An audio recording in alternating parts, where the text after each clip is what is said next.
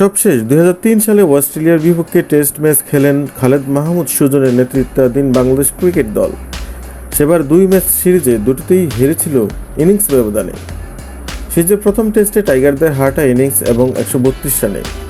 মাত্র 42.2 over bat করতে পেরেছিল বাংলাদেশ। সবকটি উইকেট হারিয়ে সফরকারীরা তুলেছিল মাত্র 97 রান। 23 বছর পর অস্ট্রেলিয়ার টেস্ট ম্যাচ খেলতে নেমে সেই প্রথম টেস্টের প্রথম দিনের প্রতিশোধই নিল বাংলাদেশ। ডারউইন টেস্টের প্রথম দিনে দুর্দান্ত বোলিং করেছে বাংলাদেশ পেসার বোলাররা। স্বাগতিকরা কোনোমতো 2 সেশন পার করলেও অল আউট হয়েছেন দ্রুতই। তাদের ইনিংস থেমেছে 198 রানে। অস্ট্রেলিয়া খেলতে পেরেছে মাত্র 53 ওভার। জবাবে বাংলাদেশ প্রথম ইনিংসে করে 626 রান। 228 রানে পিছিয়ে থেকে দ্বিতীয় ইনিংসে ব্যাট করতে নেমে তৃতীয় দিনের খেলা শেষে অস্ট্রেলিয়ার সংগ্রহ 4 উইকেট 161 রান। তৃতীয় দিনের খেলা শেষে এখনও 67 রান পিছিয়ে রয়েছে স্বাগতিক অস্ট্রেলিয়া। তৃতীয় দিনের খেলা শেষে জয়ের স্বপ্ন বুনছে বাংলাদেশ দল।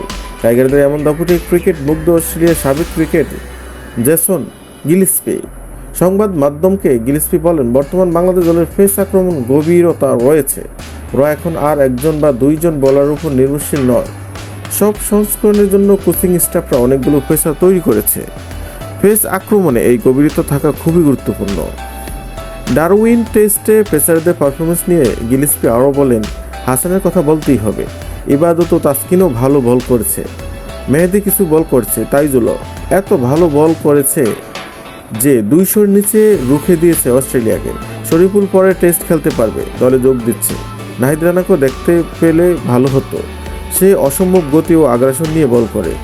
নিয়মিত অস্ট্রেলিয়ার মাটিতে বাংলাদেশের ম্যাচ চান গিলস্পি। ডারউইনের 2 টেস্টের মাঝে 23 বছরের ব্যবধান অনেক বেশি। এটা আমার কাছে গ্রহণযোগ্য নয়। বাংলাদেশের নিয়মিত অস্ট্রেলিয়া খেলতে আসা উচিত। ওরা অবশ্যই সিডনি, মেলবোর্ন, এডিলেডের মতো বড় মাঠে খেলতে চাইবে।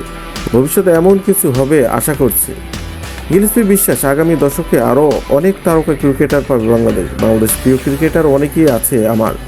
তামিম একজন ওয়ান্ডারফুল প্লেয়ার ছিল। মোহাম্মদ রফিককে আমার ভালো লাগতো, দারুণ ক্রিকেটার। মাশরাফিও দারুণ, অনেক বছর খেলেছে, নেতৃত্ব দিয়েছে। অনেক গ্রেট প্লেয়ার রয়েছে বাংলাদেশে। আগামী দশকে আরও অনেক হিরো তৈরি হবে।